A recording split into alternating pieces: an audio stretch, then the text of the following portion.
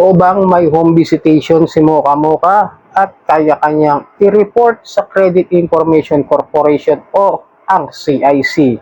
So sa video ito yan ang tatalakayin natin. Pero bago ang lahat, maglalambing po muna ako sa inyo. Paki-follow po, paki-supportahan po ang aking mga social media account ng Facebook, TikTok at ang aking YouTube channel.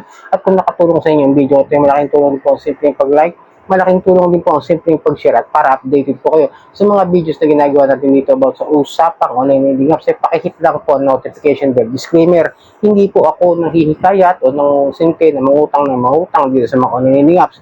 Ako po ay nagbibigay lamang po ng payo, gabay at patnubay kung paano nyo haharapin ang mga suliranin na ginagawang paglabag ng abusive and fair debt collection practices ng mga online lending apps.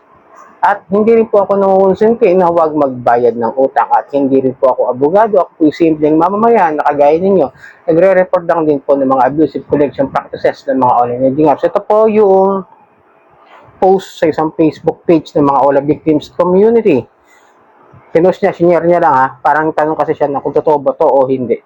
Mocha Mocha, your loan is in serious default and the following actions may be initiated simultaneously. CIC or Credit Information Corporation credit reporting, sending formal collection letters, home visits, to verify information in cases of severe delinquency, and even legal action. You may be required to bear the related litigation costs. Please repay the loan as soon as possible to avoid further impact on your personality. Diba dapat on your personality?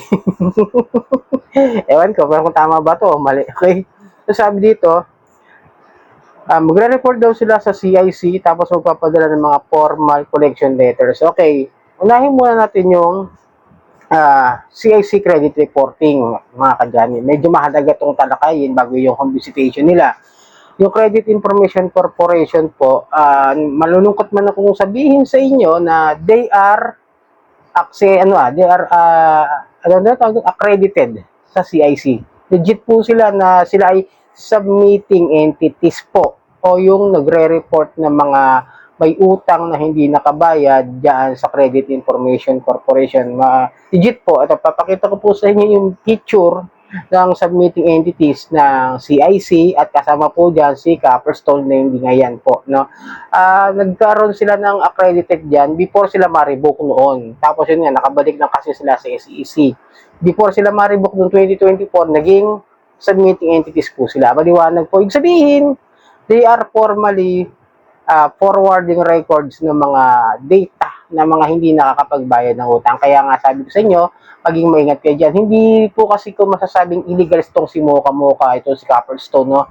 Kasi paniwalang-paniwala kayo dahil mataas ang interest, illegal. Medyo mali talaga yung interest nila na 7% per day na pinapataw sa mga tao. Pero hindi ako sure kung yung mga pinagkakalat ng iba dyan na illegal daw, hindi raw registered, may under investigation, no?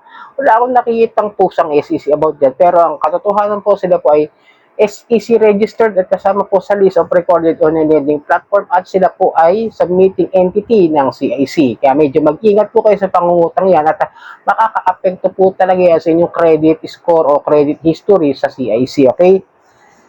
Papadala raw sila ng formal collection letter at home visitation to verify contact information in case of severe delinquency. Okay, papadala raw sila ng mga formal na sulat sa inyo at mag-go home visit para raw i-verify yung contact information. Yung pagkatao mo o yung pagkakakilanlan mo, okay? Pero yung home visitation dito kay Mocha Mocha, wala po sila sa list ko ng pagre-research na nag-go home visit. Wala po ako nabalita ang may utang kay Mocha Mocha na napuntahan sa bahay. Wala rin po ako nabalitaan na kung si Mocha Mocha ay nagpadala ng formal na sulat ng demand letter. Okay ha? Kasi ang demand letter po is pwede naman yung ipadala through mail o yung post office, di ba? Magsusulat si Mocha Mocha o si Copperstone doon sa may utang, pwede yung ipadala through LBC, through post office, snail mail, ika nga, pwede yan.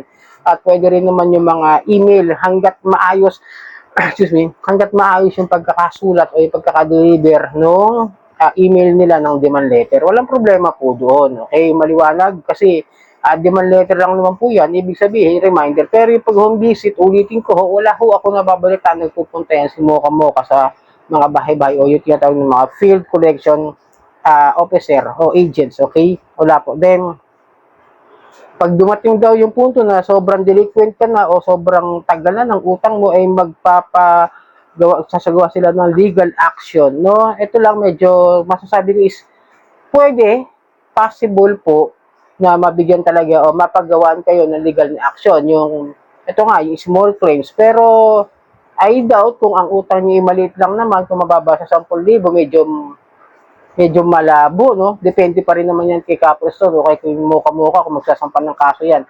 Kung mababa sa 10,000.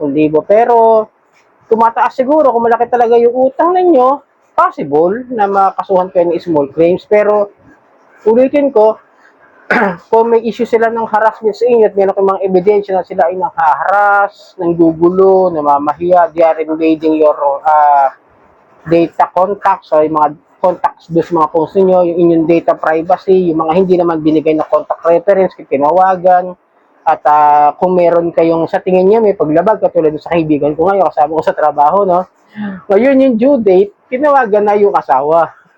Medyo sablay talaga yung ganong klase ng pamamaraan ng paniningil ng utang. Kasi kapag due date, kausapin muna yung taong may utang. Hindi yung magugulat ka na, tinatawagan na yung tatay mo, yung asawa mo. Kaya sabi ko sa kanya, mga kadyali, sabi ko, malaki yung ano niya, multiple loans. Umabot yata ng kulang-kulang 40 o 50 yung loan niya kay Muka-Muka. Sabi ko, bayaran mo na lang. Kung kaya yung bayaran ng one-time payment, bayaran mo na lang lahat para matigil niya. Kasi nagulat siya, araw ng due date, yung asawa niya, tinawagan. Kaya tinawagan siya, nung asawa niya kung ano raw yung utang na sinisigil sa kanya, nung Muka-Muka. No? Medyo sablay talaga. Kwento niya talaga sa akin yun.